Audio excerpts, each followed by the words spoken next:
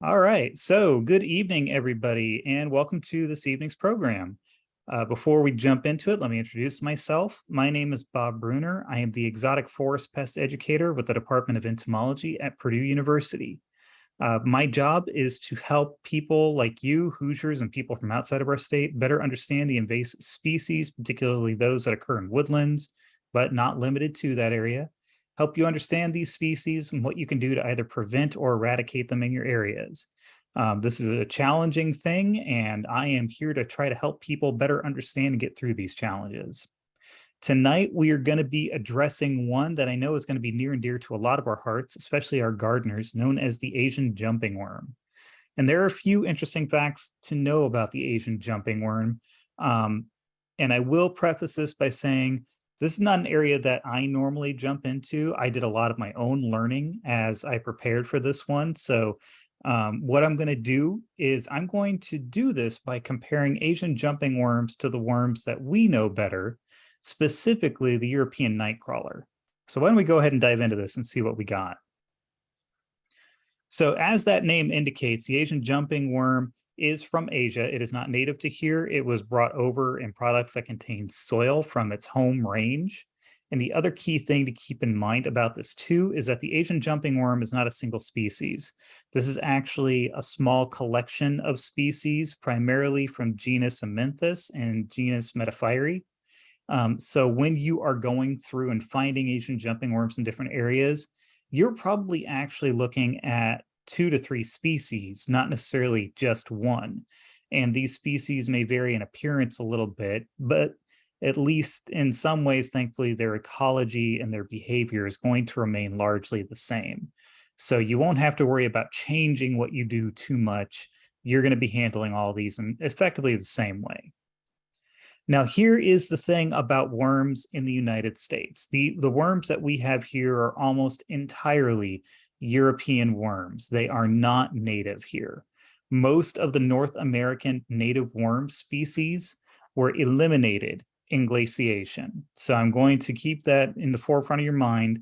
These are not natives here, but they have adapted to our environment over the course of several hundred years.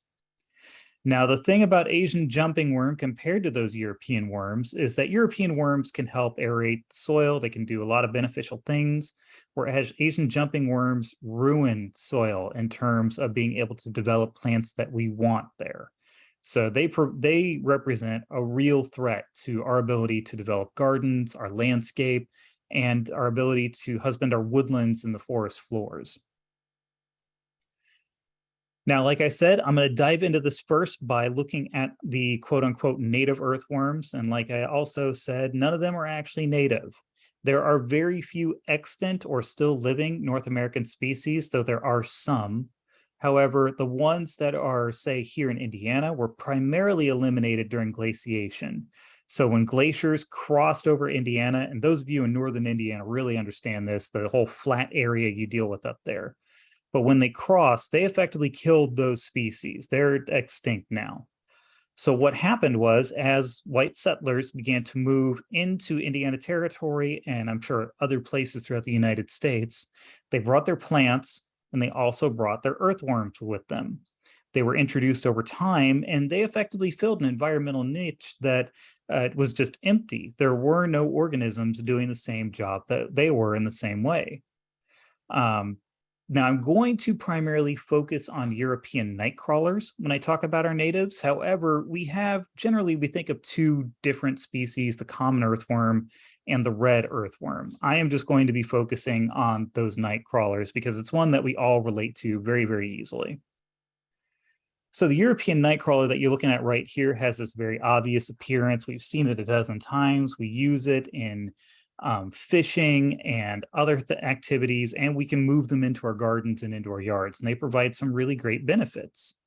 So what they do is they will feed on the surface above the soil, feeding on plant detritus, dead leaves, that kind of thing, and then they will burrow back down deeply into the soil, and those burrows create channels that allow water and air to move through them, and thus root systems of a variety of plants begin to get better water flow. They can reach gases more easily, and often those nutrients, because these worms, as they go about their business, they leave castings, basically they poop, and that poop is very rich in nutrients still. It's only partially digested, so nitrogen that's in a much more easily digestible form for the plant is now accessible to them.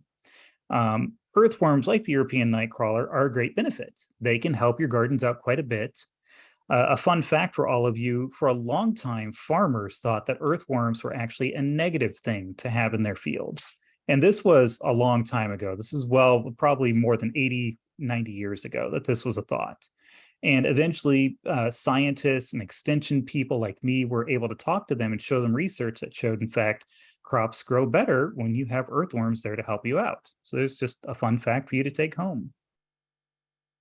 Now, when it comes to our native worms, they have particular habits. So the species that I'm referring to here, when they reproduce, they're hermaphroditic. They have both male and female organs on a single individual. However, those individuals still need a partner to reproduce. They can't mate with themselves and reproduce asexually.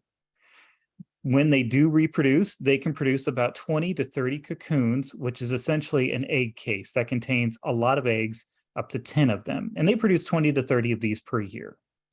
In ideal conditions, and when I say ideal, I'm meaning like in a terrarium being studied, they can live up to 10 years, depending on the species. And some of them can be large and some of them can be small. You won't find them living up to 10 years probably in the wild, but they can definitely live for more than one. And some of them can get pretty significant in size, though I doubt we'll ever really see that within Indiana. Now, I've given you a few facts there about some nightcrawlers. So we want to look at what is the difference between that and the Asian jumping worm that we don't want to have. And before I go any further, I do want to apologize for the pictures. Unfortunately, there aren't many great pictures of these yet, so they're going to be a little grainy. And I just want to state that I can't take credit for these images. These came from a variety of sources, including several extension services, and I made sure to mark them all. So just please recognize that.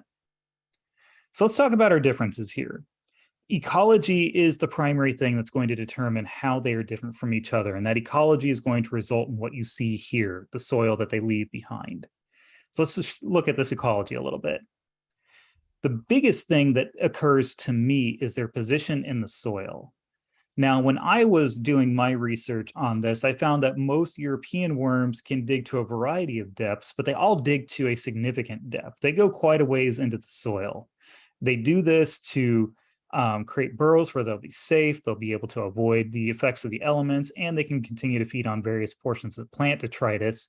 However, they will leave that to surface and feed on their primary food sources or to escape water flow, i.e. it rains, we see worms come out on our sidewalks. Most of us growing up in Indiana, we got to see this. The Asian jumping worm, however, or jumping worms in general, you may also hear them referred to as crazy worms, they live only in the first few inches of topsoil. And they consume very similar things to our natives, so they consume wood and leaf mulch. So if we look now at their castings, this is also a very, very big difference between the two. And this is what it really comes down to, why there's such a problem. European worm castings, i.e. our natives, tend to be partially digested. They provide nitrogen in a bit more digested form, and it provides that nitrogen in a way that is more easily accessible by plants. They can also provide other molecules because it is partially digested. The worms don't absorb them all, so it's beneficial to plant growth on top of just the soil aeration and other things. However, Asian jumping worm creates this really, really nutrient-poor casting that has a texture similar to coffee grounds, and it provides very little at all to a developing plant. And I showed you an image just a second ago, and here it is again, of what this is going to look like. If you see this in your yard or your garden or your community garden, you have a problem. This is a very clear sign of Asian jumping worm. And if you want an example of what this is going to look like compared to normal soil, I found an excellent picture from the Madison Arboretum. What you're seeing here is the invasion line of Asian jumping worm as it moves through the soil, affecting soil, and then on the other side of it, you can see the healthy soil still. Now, how about I move this a little bit further and draw a line between them? And you should be able to see really clearly the soil that looks like it has coffee grounds in it versus the soil that looks normal, the soil that looks like it's healthy, it's fallow, it's ready to be used by plants. They don't get very much, things don't get much clearer science than this right here. I mean, to me, I look at this and you can tell very easily the impact that this species has on the soil that it's affecting. So why don't we go ahead and talk a little bit more about the Asian jumping worm itself and talk about some of its reproduction and life cycle. And what you're seeing here is you're seeing very, very young Asian jumping worm in this image. So about their reproduction and life cycle. So I mentioned before that the adults of a lot of our more native or European earthworms, they can live for more than one season. Some of them can live for a significant amount of time. The adults of Asian jumping worms, however, they can only live for a single season, and they won't last past the first hard frost. They don't live very deep in the soil, so they don't derive that benefit of being able to protect themselves against the environment. So a solid freeze on the soil is going to eliminate most of those adults completely.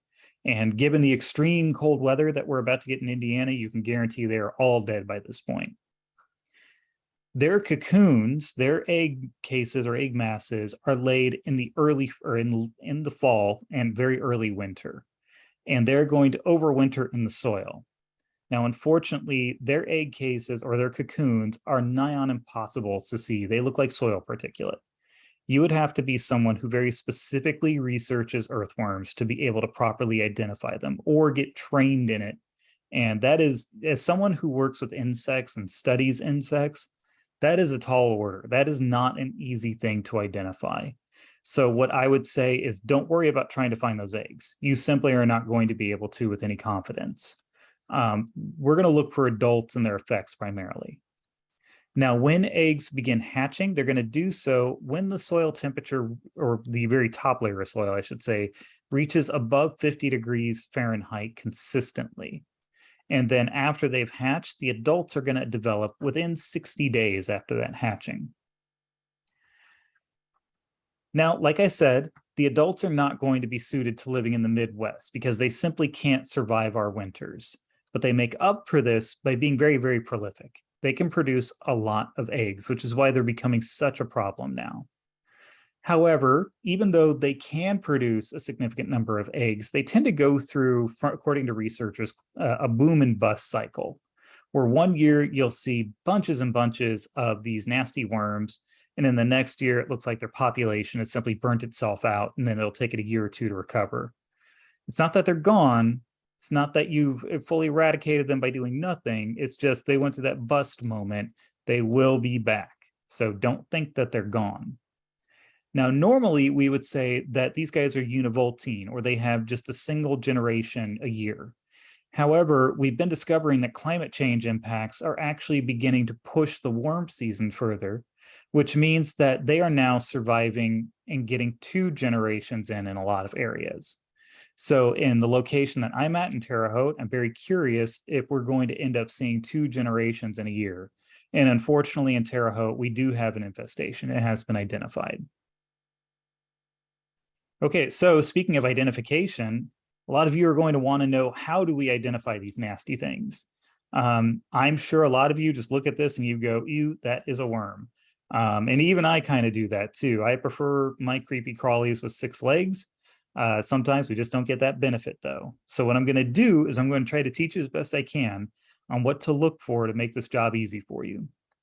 So first things first, European worms, like our nightcrawlers, tend to remain moist. If you've ever picked one up, or if you, like when you were a kid and playing out in the dirt, you probably noticed they're kind of squidgy, kind of moist, a little bit goopy. However, the Asian jumping worms, or those species, tend to be drier. They tend to be scalier, and they also may have an iridescent hue to them. The Asian jumping worms can reach up to 6 inches in length, but that is dependent on species. There are some species that may not get quite that long. All species of jumping worms adhere to their name, so they thrash if you hold them, and they have a snake-like movement. It's very, very disturbing if you've never seen one before. They're very mobile too compared to their European cousins. They will be on the move quite a bit. However, the primary way that I want to encourage all of you to use to identify them is the position of the clitellum on their body. I'm going to show you that, and I'm going to explain what it is. So what you are looking for is a set of bandings, or maybe kind of a funny flesh-like wraparound on the body of the worm. Now, the picture on the left is showing you what it looks like on a nightcrawler. You see this saddle shape that's a slightly different reddish color and slightly raised compared to the body around it. Whereas if you look at the image on the right, that is our Asian jumping worm. There you can see a pale, almost milky colored band, and that wraps all the way around the body. Whereas on the nightcrawler, i.e. the image on the left, it's not going to wrap all the way around. It's only going to grasp part of the body. Whereas obviously on the Asian one, it's going to go all the way around. So what is the clitellum? This is the organ that produces all of the eggs and cocoons. Now, you heard me mention this earlier. Something that's also important to know, something that really feeds into why Asian jumping worms can be bad, is that European worms need a partner to reproduce. Asian jumping worms do not. They can reproduce asexually. It may also lend to why they go through boom and bust years if they're not getting enough genetic variance in their population. But that just means that one living worm, can produce a nightmare all on its own. Now, nightcrawlers, earthworms in general, the European ones may be reddish brown. They have a saddle-shaped clitellum that does not wrap fully around their body. Asian jumping worms, however, that clitellum is pale in color. It will wrap fully around the body, and it is also flush. So it's not going to be this raised surface. It's just going to be a pale set of segments on it. I'm going to go back to that image too for you to look at. So if you look here at the body of this, let me bring up the pointer for you so you can see. So if you look right here, this clitellum on the Asian jumping worm, it is completely flush with the body. Whereas if we look at the nightcrawler, it's a little bit raised. You can see the bumps are coming up a little bit higher off of the surface. That makes a very, very easy way to tell the difference between the two. All right, so why don't we talk a little bit now about what you can do? I've given you all of the bad news, so how about I try to give you a little bit of good news? The best way to combat this invasive species is going to be by starting with prevention, as with all of them. Obviously, this is sometimes the hardest one, but it is the best. So where do we start? First, we look at the methods of entry. How does this worm get into our soil? These guys are going to invade by being transported with soil or products that contain soil. You have to treat anywhere you get soil that you do not directly know yourself as something that is suspect and could be contaminated with jumping worms. That means potted plants, any compost, mulch, or wood chips that you buy potentially, and any soil that comes from known contaminated areas, obviously. If you don't know where it came from, if you have not personally seen this soil, no matter how much you love your cousin or your uncle or whoever you get it from, you need to assume that it's contaminated. You can go through it and even check to see if you can find adult worms during the right time of season, but I would just automatically say that things may not necessarily be safe. That being said, there are a few things you can do here. When you're working on prevention, if you transport live plants, use only bare rootstock. Avoid potted plants. You can get plenty of bare root versions of plants. You can even take a lot of potted plants and convert them into bare root if you have a lot of care with it. And if you're not as experienced a gardener, then I'd suggest just sticking with something you could buy as a bare root. If you are a more experienced gardener, then you might be able to just get something to survive having its roots cleared and then transporting it. When it comes to compost, use your own compost. I'm going to repeat that. Just use your own compost. Do not trust a local community source. You do not know what's gone into it unless you very carefully and tightly manage it. And I know a lot of you do. I know a lot of people who work in community gardens in my area and throughout Indiana who are super careful. And even those folks have a serious challenge making sure that their compost piles remain clean. If you purchase compost or mulch, what you can do is you can leave it open to the sun for several days.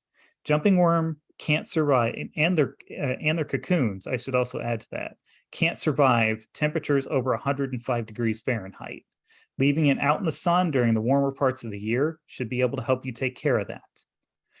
Do not transport soil to your property. I cannot emphasize that enough. A lot of us will get soil to fill in our gardens for a year. I remember my grandmother or my aunts talking about how their husbands would go and get soil from the farm field and bring it for their gardens. Don't do this. You have to treat those sources as suspect. This is how we prevent this from spreading further. Now that you've worked on preventing, let's talk a little bit about what we can do to detect this worm as we begin to monitor. And folks, it doesn't matter how careful you are, you still need to work on your detection. You still have to check to make sure it's not there. What you can do is you can look for soil that looks like coffee grounds. I showed you a couple different pictures of this. It's going to be very distinctive. It's going to have this granulate appearance. It'll be drier and it will be very obvious. You'll know it when you see it. You can check for worms near the soil surface about 1.5 to 8 inches in depth. If you can find lots of active worms there, that's almost certainly an Asian jumping worm. There's also a method you can use called the mustard test. What this is you can mix 1/3 cup of ground hot mustard seed, look for something like Asian mustard or labeled as hot Chinese mustard, and you can mix that into 1 gallon of water and pour half of that liquid slowly over a 1 square foot area. This will be effectively repellent to worms. It'll force them to the surface. And once you do that, you check the worms to see if you have any Asian jumping worms. Keep in mind, this will reveal any worm in your soil, not just the jumping worms. So it'll make the common earthworms and nightcrawlers, et cetera, also come out. So you have to collect worms from that 1 square foot area and actually look them over to make sure which ones are jumping worms and which ones aren't. I'm also going to add to this that the mustard test does not harm these animals. It'll just irritate them a very great deal and force them to surface. So you don't have to worry about doing harm to the environment. I wouldn't do this a lot because, I mean, hot mustard is a pretty corrosive substance all on its own, if you've ever consumed it. But in this case, if you're just doing monitoring checks for this is the same stuff that people in research do to be able to find these worms. So you will be okay doing this. Now, the last step here, I've got jumping worm. How do I get rid of them? This is the real bad news part, I'm afraid. So when it comes to eradication, there are no chemical treatments for it. Nothing has been labeled for the elimination of Asian jumping worm. And folks, even if something was labeled for killing Asian jumping worm, that same chemical will almost definitely eliminate other worms or other soil-borne life that you need to keep. So if someone came out with a chemical that was approved for use by the EPA, I would still tell you, unless you have absolutely no choice, I would not use this. Now, I would not be a good extension person if I did not tell you, please do not use homebrew treatments to try to eliminate jumping worms. You don't know how you're going to react to these, and you do not know how the native species in the soil is going to be reacting to them. Most likely, at best, you will simply kill natives that you're going to want to keep who are helping your soil conditions, and you might kill the worms, and at worst, you could hurt yourself. Please do not use a homebrew treatment. So I see a question popping up here. Does this mean that you shouldn't purchase bagged soil as well? Now, I did a little bit of research on this one because I had the same question. And what I found is you can use bagged soil. You just need to heat it up, leave it outside when the temperatures are very warm. So that way it can reach 105 degrees to kill those. You could feasibly spread it out over like a tarp that you can easily control. So that way it warms quicker and eliminates things. And then it's usable. You just have to keep in mind that any bagged soil, any bagged compost, mulch, etc., they all need that same treatment. So you can use it. You just have to solarize it first effectively. All right, so back to our eradication here. So the worms, you got to hand pick them and put them in a trash bag and get rid of them. You can safely dispose of them if they are in a trash bag. You can also put them in a bag and heat kill them. And if you've killed them, the dead worms can then be used for compost. They are dead. They will no longer reproduce. They are safe. You can just compost those. But the thing is, you have to make sure they're dead. And that's going to be a real nasty job. You're throwing a lot of worms in a bag and then leaving it out in the sun for a long period of time. So just keep that in mind. Like I was mentioning earlier, compost or mulch can be spread, say, over a driveway, and then you can pick worms out of them if you want to. The trouble is the cocoons are going to remain in that material if it's already infested, and you're not going to be able to see those cocoons. So this one is one of those moments where if you're really desperate, you could try doing this. But honestly, if the cocoons are going to remain, you're just going to be revisiting the problem. The only benefit you're going to get out of this is by eliminating some of that adult population, you will begin to reduce the overall population of worms over time. So it's not an entirely useless endeavor. You can still get some benefit out of it. The best method that I've seen so far is solarization, but here's the thing. So a lot of you have heard of solarization when we're getting rid of invasive plants. You spread a tarp over an area that has invasive plants. You allow the heat to go up significantly high as, say, during the middle of the summer. That will kill the seed bank, that will kill the plants. You just need to repeat it a couple of years and then you're probably in the clear. The trouble is that the worms are mobile. So if you just put a tarp on top of the soil, the worms are just going to move to an area that's cooler temperatures and do the same thing.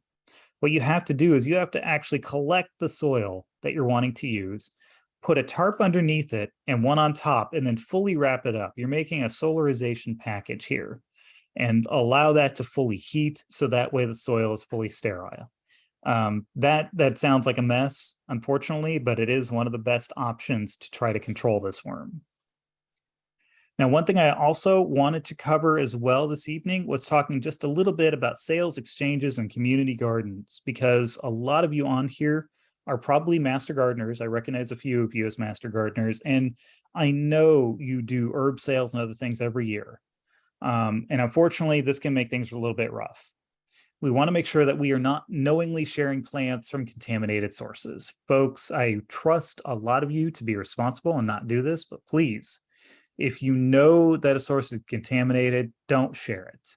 You know, don't risk spreading this further through your community. You want to closely monitor all the plants that are entering your garden or your herb exchange or your herb market. I could think of a few different methods by doing that, and I would encourage all of you to work with your local extension offices to bring this question up and consider ways that you can do this. You're going to primarily be looking at plants that are potted or have soil as a part of what they are. Bare root plants you're going to be a little less concerned about. But if it's in a pot, you need to either verify that it came from a non-contaminated source, or you need to check it very, very closely. And then the last thing here is you need to educate, identify, and report. You master gardeners there, help educate our communities, tell them about this, make them aware of it. I'm obviously doing the same thing right now. Those of you who aren't master gardeners, you're learning a lot this evening, and I want you to take what you've learned and I want you to share it with your neighbors. You want to be able to identify these worms. So again, I want to encourage you to work with your local extension offices. And I'm about to show you some materials that you can use to identify them and how to report the spread of them through Indiana. So the first one I'm going to show you is the PURDUE Plant Doctor. So this is actually a great little website here. So this doesn't need you to download a new app to your phone. It doesn't need you to do anything. You can just go to this website, www.purdueplantdoctor.com, and it comes up on your phone really nicely. And what it does is you can enter all kinds of potential plant and pest disease issues and get information on how to handle them. And you can also click through pictures. So if you don't know what you're working with, you can look through pictures and try to figure it out. Now, what I want you to do with this is if you use this, look at these things, and then bring it to your extension educator and have them help you better understand what's going on. Or you can also visit us at a variety of websites. Now, some of the first ones I'm going to show you right here are websites that can help you report these. EdMaps is one that's very commonly used by a lot of people who work in my profession and related professions to track the spread of invasive species. And GLEDN, the Great Lakes Exotic Detection Network, I believe, is also another just great resource you can use to report these. And if you're not sure about things, or if you're not sure if you want to go to those to report, you can also call 1-866-NO-EXOTIC. Very easy phone number to remember. You're about to see a bunch of billboards pop up in parts of Indiana with that number on it. And you can call that to report in, or you can also just email us. So I run the Report Invasive webpage. You can also see my email popped up in front of you right now. So what you can do with this is, if you have questions or other things, you can visit our website, reportinvasive.com. You can go to our Twitter, Facebook, or Instagram under the same handle, Report Invasive. You can also look at different resources we have, like the Emerald Ash Borer University, or one thing I do want to point out is that Penn State Extension also does a lot of good work with a variety of invasives. It's on there specifically because I'm kind of plugging the spotted lanternfly issue right now, so that way you can all report on that as well as you see it. But basically, like the slide says there, if you see something, say something, and we can make sure that everyone learns from this. So I see one last question in there. Why doesn't the hard freeze kill the cocoon and eggs? So the cocoon that the worms lay, it's actually designed to protect them against the harsher forms of elements. So it protects them against the cold, and they're a little bit in the soil already. So they get a lot of that benefit there. That's why they don't die there, and they're able to survive all the way to the winter. All right, so that is it for this